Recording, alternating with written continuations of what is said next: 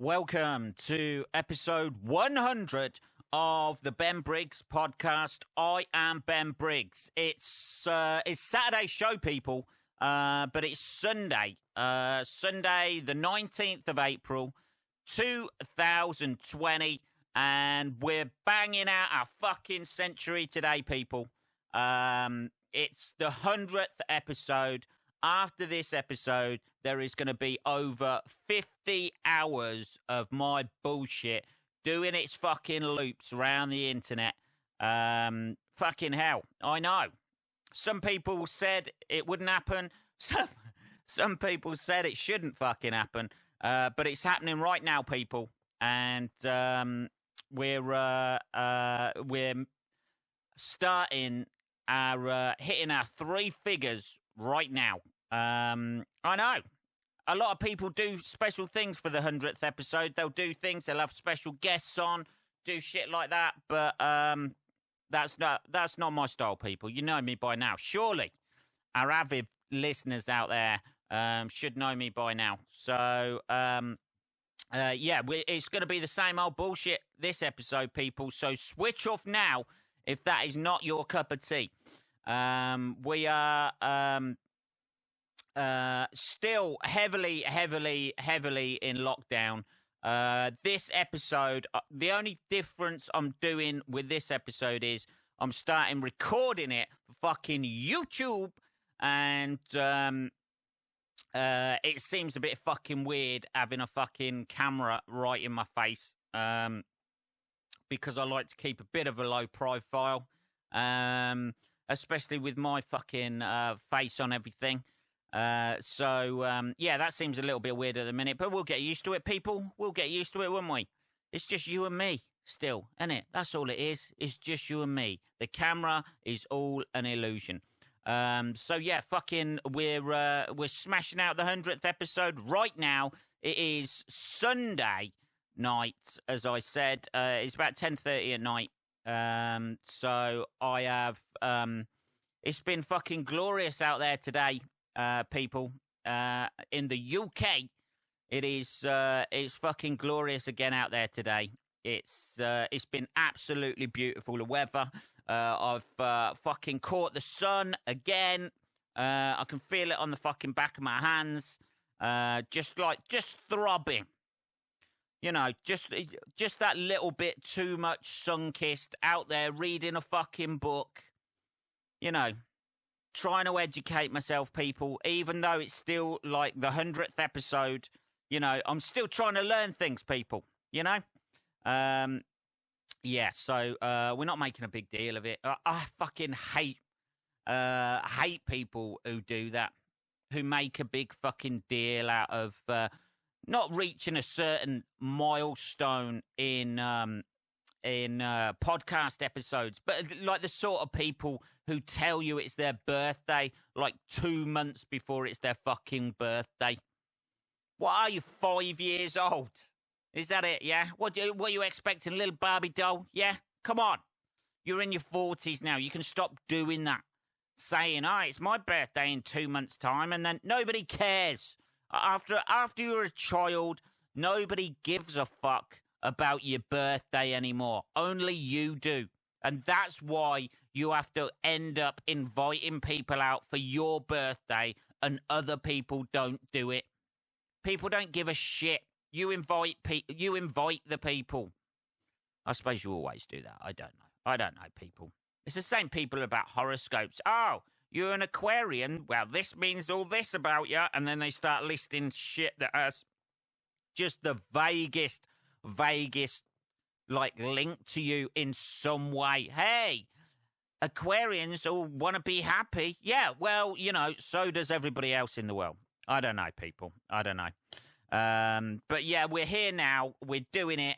We are literally 5 minutes in to the 100th episode, and it's more of the same, people. We're not going to do any adverts now. We're going to start bashing them out again in the next episode. So that's something else to look forward to. To be honest with you, I was going to give you like a little update about like how I think it's going. It's growing steadily. the old podcast. We're getting more and more hits around the world at the moment, which I thank you all for. Like, share, subscribe, etc. I don't know whether that works. Does that work anymore? I don't know. Is it worthwhile saying that? I have no fucking idea. Yeah. But it's kind of like it's helped me on an emotional level, Ben. No, not at all. I'm still the same detached creature I have ever been, but it's helped me developing material and just that sort of stream of consciousness, sort of like going through ideas in my head where I can do it on here. It's almost like an open mic night. Do you remember them, Ben? I don't know. It's been so long ago. So long ago since I did a fucking gig. Yeah, it's a bit strange not gigging. I ain't gonna lie to you. You know, you used to sort of like traveling around, planning your way around it, having a little afternoon kip. That didn't happen today because I just didn't need it. You know, I didn't need to get ready for anything. That's the worst thing about this whole lockdown thing is it's sort of like flip your life upside down. I know there's people dying out there, people. I know this, yeah? But my issues still are... I know, fucking hell, terrible. I know, everybody makes it about themselves, don't they? But, yeah, it's kind of weird, like, not doing gigs and not going to gigs. So this is still... I'm still bashing these out, like, twice a week because it's still... it's a good outlet for me to be able to just, like, think up, like, ideas or things that happened and then thinking, oh, shit, maybe I could, you know, expand on that a little bit or whatever. Or not, or just chat shit into the ether. Who knows what it is? What sort of fucking ego boost this is? Who knows? I think it started off as a bit of an ego boost and now it's got into something else. So a super ego boost, I don't know. Maybe it started something to do with the id. It's gone all a bit Freudian on the 100th episode. I ain't going to lie. Let's have a bit of tea. There we go. So yeah, it feels a bit odd, like recording it and shit. But like, if you go on the Ben Briggs podcast Facebook page, I'll be posting a video up there and on my YouTube channel as well. Yeah, it's all been a little bit weird this week. The old fucking numbers are still going up in the UK here, and all the recriminations about coronavirus, that started now. As soon as the second 3 weeks of lockdown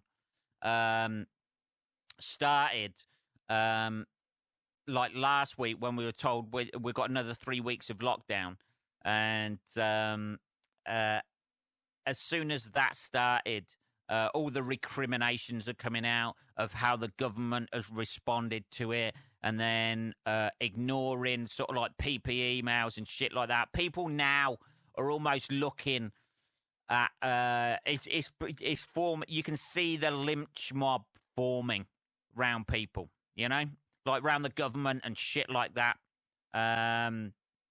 It's it's just that, like, all of a sudden it's changed from it's very interesting watching what's going on in society at the minute, because everybody had that initial, oh, fuck it, it's fucking nothing, I don't know what you're fucking on about, son, it's fucking nothing.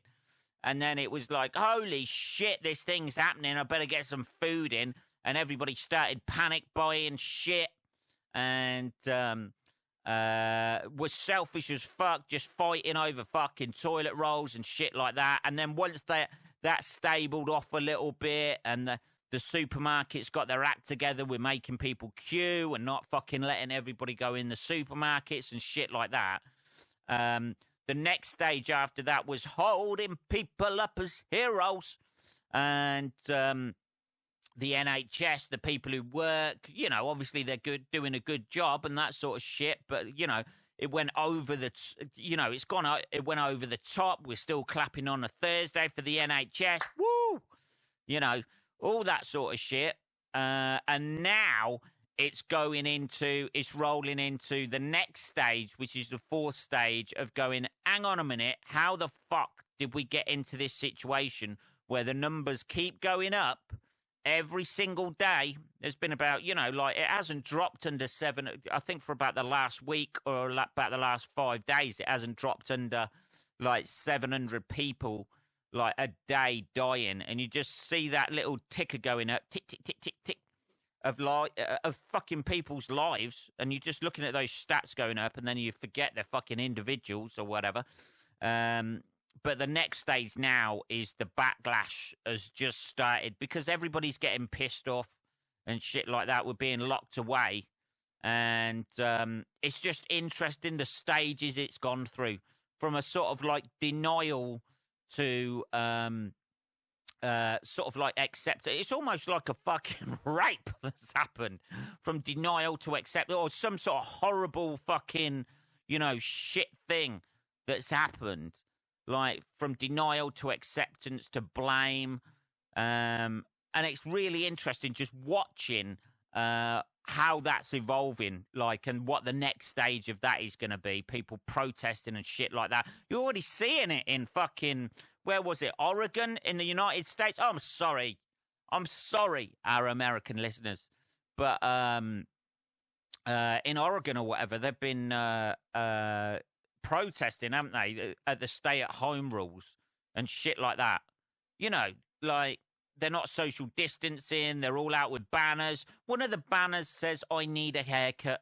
And that was genuinely one of the banners that was held up. And the interview with the person saying, "Hey, man, we all need haircuts and that, and everything's going, we need to get back to work and shit like that." They're all standing around protesting and shit.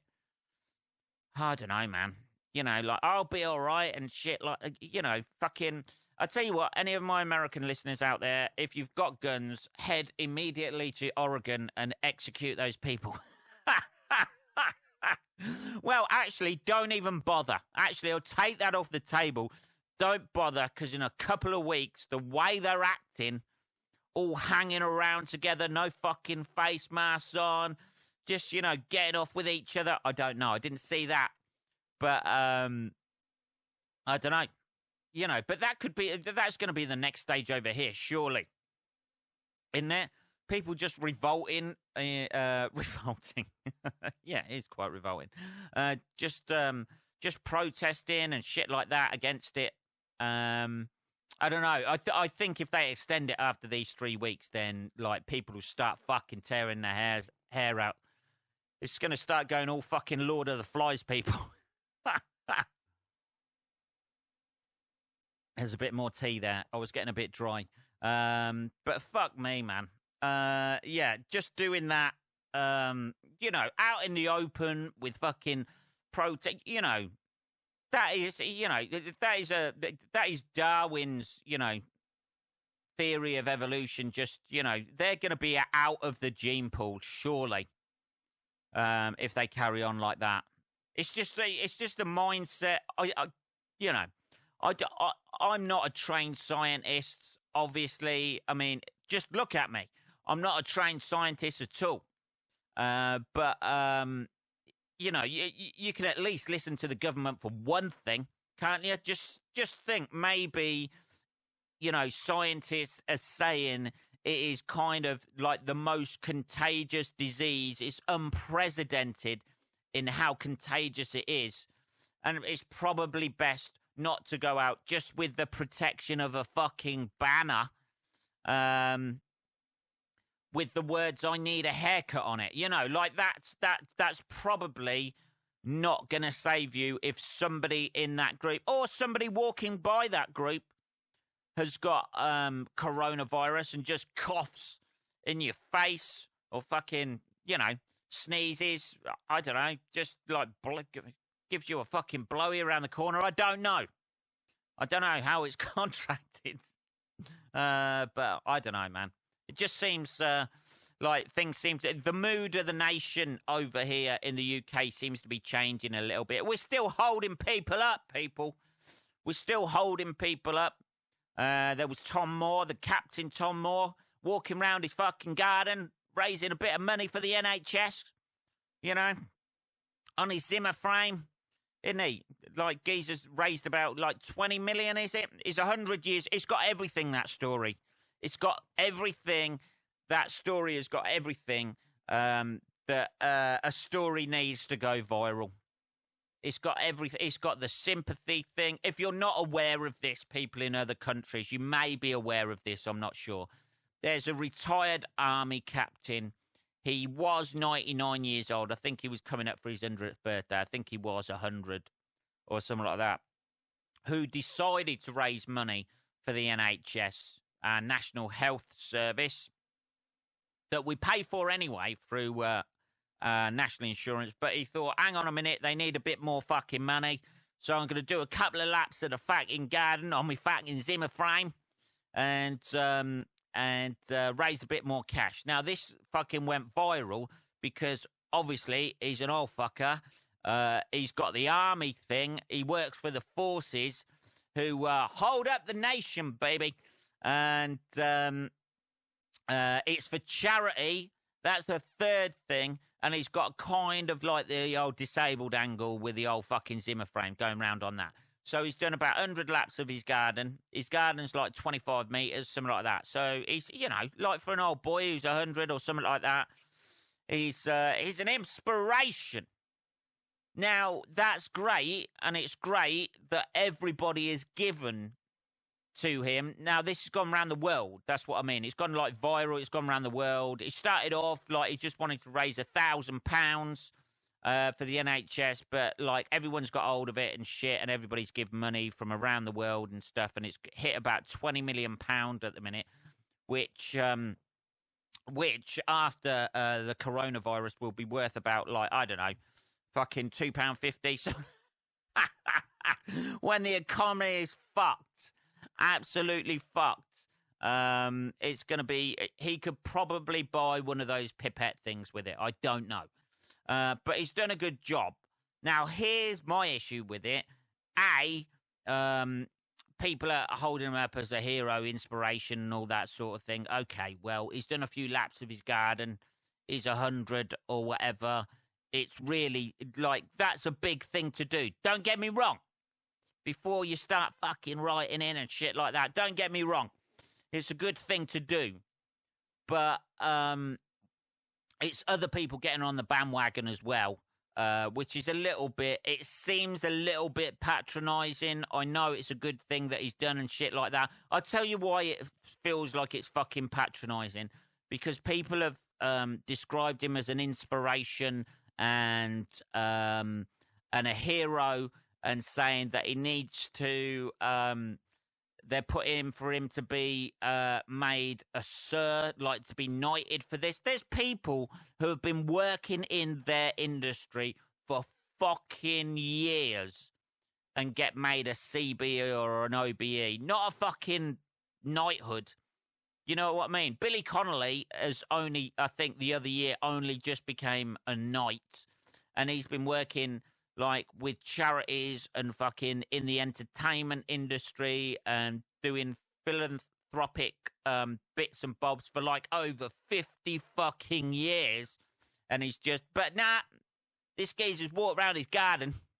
Let's make him a fucking knight. See if he can get up again after having that fucking sword on his shoulders. Now, I think it's a little bit patronising, and the only reason I say this is a little bit patronising is because I have a nan who is 98 years old, and in recent years, people have started describing her as an inspiration as well. I read my fucking cousin's birthday card. She sent my nan, and oh man. It's just, it was fucking cringeworthy. I ain't going to tell you. I ain't going to lie to you. But, yeah, it was, and all of a sudden, and I find that just really, really fucking patronising. When people, just because somebody has lived for a long time, they're suddenly an inspiration. Like, if you flip that coin, people who died young people aren't going to say about them, oh, they're fucking losers. Oh, you fucking losers. Start protesting with the same banners. Flip that banner around on the other side from the haircut to the fucking, you loser. Your fucking baby died. Jesus. You know, I don't know. I just find it all a little bit too, I don't know. I just find the guy's done a good job. He's raised awareness. He's raised a lot of money. There's been a lot of people fucking giving to it from all different countries and shit like that, which is lovely. And I guess he's kind of inspired that. But he has just walked around his garden. You know what I mean? There's people, you know, working for charities for a fucking entire lifetime and get an OBE or a CBE. I don't know, people. Maybe I'm just getting too grumpy. Maybe this is a grumpy episode 100. I don't know, man. I don't know. And now he's released a single with Michael Bull, who must be fucking creaming his fucking knickers. Michael Bull hasn't fucking had a hit in fucking years. He does opera shit, and that is not... He must be... As soon as this guy was walking around his garden, Michael Bull's fucking agent must have been on the phone to him saying, "You're back, baby, you're back. You're going to be big time again, baby." We've got an old geezer. You sing shitty fucking old fucking opera-y type fucking songs. We'll get your fucking opera voice. We'll do him to do a little voiceover at the start. And we'll sing in. What's he been doing? He's been walking around his garden. He's been doing it on his own. Fucking hell, we've got the right song for you. You'll never walk alone. Boom. Package that shit up. We've got ourselves a #1 by Sunday. I don't know, people. I don't know. It just seems, I don't know. Who'd have thought that, you know, from a guy trying to raise £1,000 who's nearly 100 years old, he'll be on the X Factor. It's the ultimate X Factor story. Simon Cowell would have been fucking creaming his little knickers if that geezer had walked out on stage, which pretty much happened the other year with that geezer from the fucking Chelsea pensioners or whatever who won it, wasn't it? I don't know, man. He's raised a lot of money. I take my hat off to him. A knighthood. Ugh, I don't know, man. I don't know. I'm not sure that's deserving. But it's strange times, though, people, innit? You know, people were getting carried away with shit. And people are looking for a beacon of hope. And I can understand that. Hang on, let's have some tea. People are looking for a beacon of hope. I can understand that shit. But, and people getting carried away. And then people like those people in Oregon going the other side as well. So, again, we're fucking divided. A divided country. Maybe this is the fucking little healing thing we need for after the fucking divisions of Brexit. Which I watched that film the other day, by the way, with Benedict Cumberbatch, which is on Netflix at the minute. If you haven't watched that film, it's fucking... Even if you don't live in the UK, if you're from America, or the Americans probably know about this already, with the input of Cambridge Analytica to their fucking elections. But with regards to the Brexit thing, whether you're from America or any other country around the world, India, Nigeria, whatever the other list are of people who listen to this, Belgium, France, Germany, fucking all you guys, you need to watch that on Netflix, the Brexit fucking film with Benedict Cumberbatch in, just to see how they manipulate like the stats and how they manipulate the way people think and personally target, like through places like Facebook and Twitter, adverts. They don't give a shit about the Brexit people. Like, this was for the Leave campaign. They didn't give a fucking shit about the people who were voting Leave already. They didn't give a shit about the people who were voting Remain already. But it's that last, like that 20% that third of that fucking pie chart, that's all they gave a shit about. Converting them over to leave. And if they could convert enough just by targeting them with shit, you know, mainly about fucking immigration or Turkey joining the fucking EU or migrants coming over, you know, that scaremongering shit. All you got to do is prick those little fucking right buttons, and then suddenly your third that are voting leave just starts getting a little bit bigger and bigger, and all they needed to do was tip it over 50%, and that was it, and that's what they did. But it's fucking fascinating watching that, to see how the technology can individually target people and change their minds on stuff. You know, like part of the thing on the film or whatever was saying, I don't know how true this is, but because I'm a bit of a conspiracy theorist, I can believe it. But part of it was on about how Facebook, they're on about it knows that much about you that it can tell when you're falling out of love with your partner. I mean, what sort of fucked up shit is that? Even I... There's people fucking... Obviously, if you're putting on their page, you're a fucking annoying cunt today. Obviously, well, you know, that doesn't take much fucking analysing. But but yeah, you know, like half of the time I don't even know that when I'm in a relationship, let alone Facebook knowing it before me. Can't they send you a DM? Surely that's worth a DM. Since being on Facebook since 2008 or whenever it was, that's what, 12 years? Surely you got a relationship with them. They can send you a little DM just going, I don't think this is going to work out. I think it's best you get out of it now. And then just a little smiley face of fucking Mark Zuckerberg. I don't know, people. What are we on? Fucking 27 minutes already, people. Jesus. Yeah, I watched that. I watched the Brexit film. Fucking watch it. It's really good. I also watched the new episode, spitting all over the mic here. The new episode of Killing Eve. So I think the next episode is on now, I think, or it will be like ready once this podcast is done. It's fucking just as good as the last series. So I think this is going to be a bit of an enjoyable one. Let's have a little look. Should we have a little look? Let's have a little look at some a little story or something like that we can end with. The 100th episode. If you've been with me all the way through, I appreciate this. If you're a newcomer, you know, thank you for coming along. Share the word and all that sort of thing. I know a few people have been here since the start, so that's pretty cool. Let's have a little look at this. Woman buys sex toy on eBay, is mortified when she realises she's used mum's account. Now, I'm not being funny. Isn't eBay's made a lot of secondhand shit on there? Why would you buy a sex toy off of eBay unless it was something, you know, I don't know, something, you know, that you can't get in available shops, Ann Summers or something? Surely they've got all holes covered in Ann Summers, haven't they? I don't know. There's an advert. Ann Summers, we've got all holes covered. I don't know.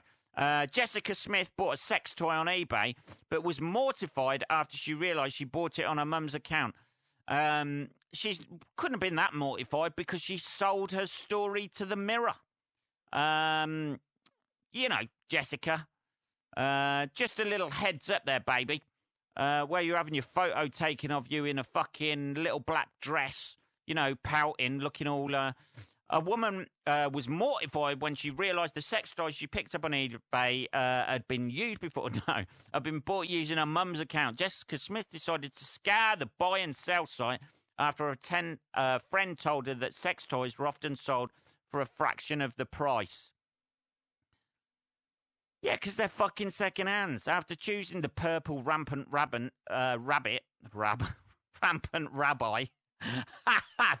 That'd be fucking amazing. Why have people not done that?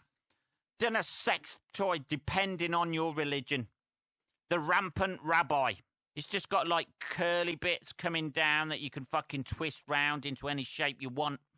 I don't know. The priest just doesn't fucking get you wet whatsoever, but like just moves across towards his children. I don't know, people. I don't know. After choosing the purple rampant rabbit, fucking, why can't I say that? After choosing the purple rampant rabbit, the 22-year-old completed her order and sat back awaiting its arrival. Something with probably a legs in the air. Just deliver it in there, sweetheart. The retail worker from Chester, Cheshire, thought she was buying the product on a guest account and was horrified when she discovered she'd actually logged into Mum Jackie Dixon's account when the order was processed. How's everyone's lockdown going? I've just bought a dildo signed into my mum's eBay account. She's put that. Is that true or not, though? I don't know. And red-faced Jessica, she announced it on fucking Twitter. So she's going to be that fucking red-faced about it. Red-faced Jessica found out about her error in the most humiliating way when her mum contacted her to tell her. Her 52-year-old mum sent over a screenshot of the order confirmation with a message, "What's this?" that Jessica realised what she had done. And if Jessica wasn't embarrassed enough, her mum fucking got it and started using it in front of her. No, it's not on it. Jackie then followed an initial message with "Are you lonely?" and then suggested that she open her own eBay account. Well, quite. Yeah, it's a bit fucking brutal, but it seems a bit like, oh God, oh my God, I want to die. She's fucking printed all the messages and everything. You know, it's one of those. It almost sounds like she wanted to fucking sell a story. Mum of one, Jessica, replied, "I want to die," after Jackie asked if the sex toy had been her delivery.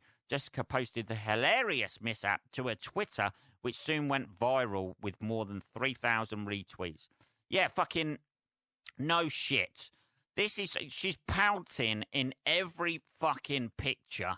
She's got a fucking, I know I'm judging this person, but like, it's, these people want the attention, don't they? Oh, I accidentally bought a fucking dildo on my mum's eBay account. Oh, nightmare. Jesus. See me on page 3, where I'll be using said dildo on Monday, Tuesday, and Wednesday stories, and giving advice on how to beat the coronavirus. I don't know, people. What are we on? We're on 32 minutes, people. Fucking hell. We've done it. We have smashed out there is now over 50 hours of this fucking bullshit doing the rounds on the internet. I hope you enjoyed the rest of your weekend. It's just gone 11 p.m. here in the UK. I will be back on Tuesday, and I'll be we'll get some more adverts back in. We'll have a little look around. We'll keep fucking videoing this shit wherever my eyes go on the fucking camera. I don't know. We'll keep videoing this shit and putting it on YouTube and out on Facebook. If you want to contact me at all, it's just podcast@benbriggs.co.uk. I will be back on Tuesday, motherfuckers. Have a good rest of your weekend wherever you are in the world. Stay safe until then. Take care.